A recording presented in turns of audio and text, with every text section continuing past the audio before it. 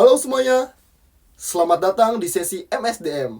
Sekarang bayangkan, Anda memiliki 100 lamaran di meja, tapi hanya ada satu posisi yang tersedia. Bagaimana cara Anda memastikan tidak salah pilih? Hari ini kita akan membedah proses seleksi. Seleksi bukan sekedar membuang yang buruk, tapi mencari yang paling cocok atau the right man in the right place. Mari kita mulai. Dalam MSDM, seleksi sering disebut sebagai proses negatif.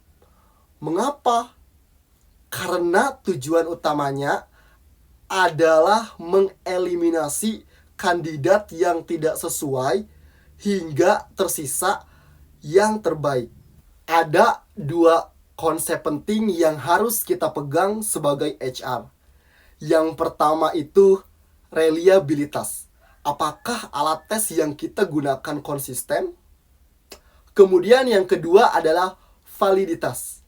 Apakah alat tes tersebut benar-benar mengukur apa yang ingin kita ukur? Jangan sampai kita mengetes kemampuan menyanyi untuk posisi akuntan ya. Kemudian ada tahapan seleksi. Mari kita bedah tahapannya satu persatu. Tahap pertama adalah screening administrasi. Di sini kita mengecek CV dan berkas. Apakah kualifikasinya sesuai standar minimum yang kita buat di job specification? Kemudian tahap kedua, tes pengetahuan dan kemampuan. Ini adalah tes teknis. Jika mencari koki, kita harus tes memasaknya. Jika mencari admin, kita tes penguasaan Excel-nya. Kemudian tahap ketiga, psikotes. Ini sangat krusial untuk melihat kepribadian, integritas, dan kecerdasan emosional kandidat. Kita ingin tahu apakah mereka bisa bekerja di bawah tekanan. Selanjutnya adalah tahap yang paling menentukan, yaitu tahap keempat, wawancara. Di sini kita bertemu langsung. Gunakan teknik STAR, situation, task, action, and result untuk menggali pengalaman masa lalu mereka secara nyata. Dan tahap kelima, pemeriksaan referensi. Jangan malas melakukan ini. Hubungi atasan mereka sebelumnya untuk melakukan apakah klaim di CV-nya itu benar-benar nyata gitu. Dan yang terakhir tentunya tes kesehatan. Tes ini kita pastikan kandidat memiliki kondisi fisik yang prima untuk menjalankan tugasnya nanti. Sebagai HR, kita harus waspada terhadap bias. Ada namanya halo effect, di mana kita hanya melihat satu kelebihan dan menutup mata pada kekurangan lainnya. Atau similarity bias, cenderung memilih orang yang satu hobi atau satu alma mater dengan kita. Ingat, profesionalitas adalah kunci seleksi yang adil. Nah, itu tadi gambaran besar proses seleksi dalam manajemen sumber daya manusia.